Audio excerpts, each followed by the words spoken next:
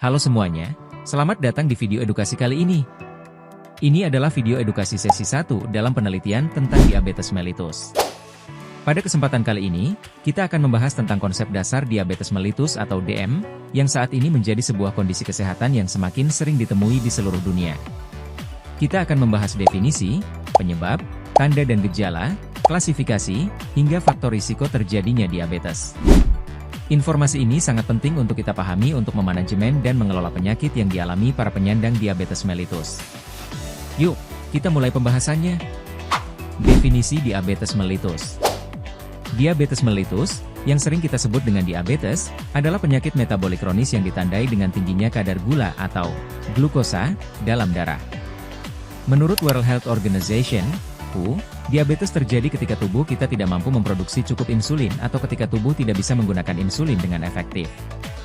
Insulin adalah hormon yang diproduksi oleh pankreas dan bertugas untuk membantu glukosa dari makanan masuk ke dalam sel untuk digunakan sebagai energi. Jika insulin tidak bekerja dengan baik atau jumlahnya tidak cukup, glukosa akan menumpuk di dalam darah. Kondisi ini disebut hiperglikemia dan jika tidak dikelola dengan baik, bisa menimbulkan komplikasi serius. Penyebab diabetes mellitus. Lalu, apa yang menyebabkan diabetes? Diabetes mellitus memiliki beberapa penyebab yang bergantung pada tipe diabetes itu sendiri sebagai berikut. 1. Diabetes tipe 1.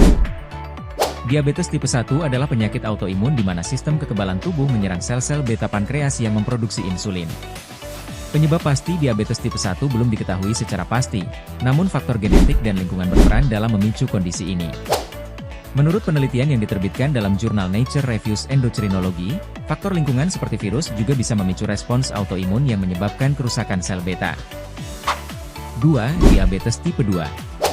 Pada diabetes tipe 2, penyebab utama adalah resistensi insulin, yaitu kondisi di mana tubuh tidak bisa menggunakan insulin secara efektif. Faktor genetik, obesitas, dan gaya hidup yang tidak aktif adalah penyebab utama diabetes tipe 2. Penelitian dalam The Lancet menunjukkan bahwa obesitas dan penumpukan lemak di sekitar perut berkontribusi besar terhadap perkembangan resistensi insulin.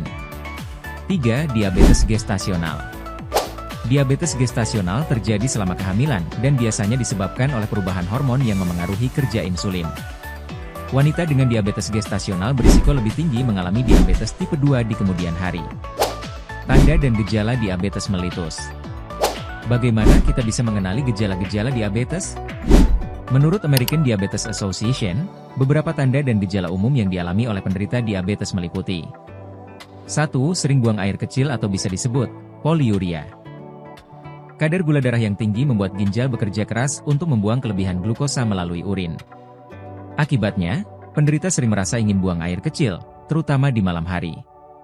2. Rasa haus berlebihan atau bisa disebut polidipsia. Karena sering buang air kecil, tubuh menjadi dehidrasi dan penderita diabetes akan merasa sangat haus. 3. Rasa lapar yang berlebihan atau bisa disebut polifagia. Meskipun kadar gula darah tinggi, sel-sel tubuh tidak mendapatkan cukup energi karena insulin tidak bekerja dengan baik, sehingga tubuh terus merasa lapar. 4.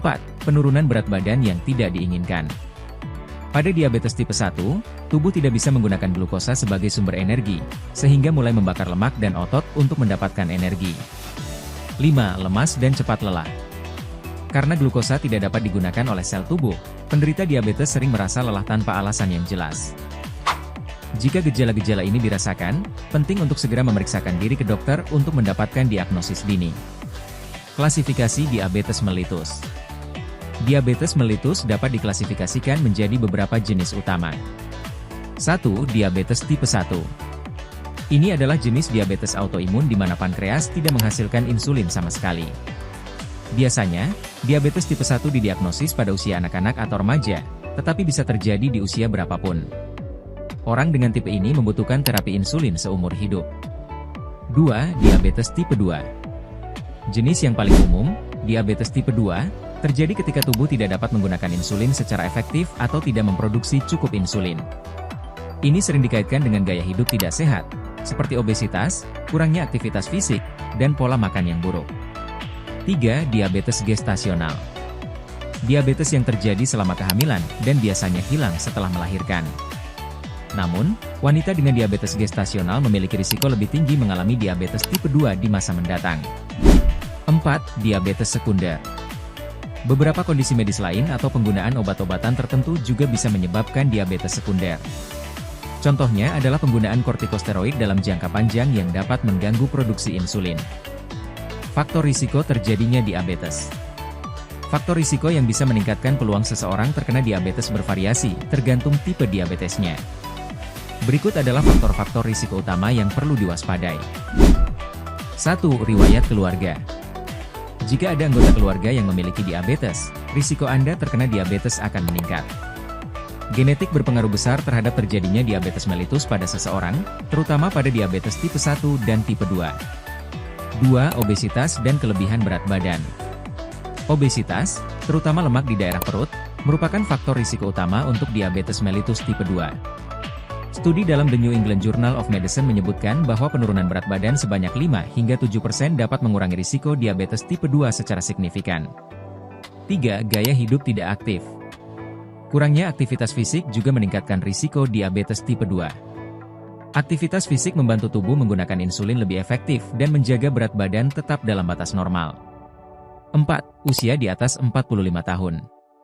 Risiko diabetes tipe 2 meningkat seiring bertambahnya usia, terutama setelah usia 45 tahun karena sel-sel tubuh mengalami penurunan fungsi akibat penuaan. Namun, tren saat ini menunjukkan bahwa diabetes tipe 2 semakin sering didiagnosis pada usia yang lebih muda akibat obesitas dan gaya hidup tidak sehat. 5. Hipertensi dan kolesterol tinggi. Tekanan darah tinggi dan kadar kolesterol yang tinggi juga meningkatkan risiko diabetes tipe 2. Kedua kondisi ini sering ditemukan bersamaan dengan resistensi insulin. Demikian penjelasan mengenai konsep dasar diabetes mellitus, mulai dari definisi, penyebab, tanda dan gejala, klasifikasi, hingga faktor risiko terjadinya diabetes. Dengan memahami kondisi ini dengan lebih baik, kita bisa lebih waspada dan mengambil langkah-langkah yang tepat untuk mencegah atau mengelola penyakit diabetes.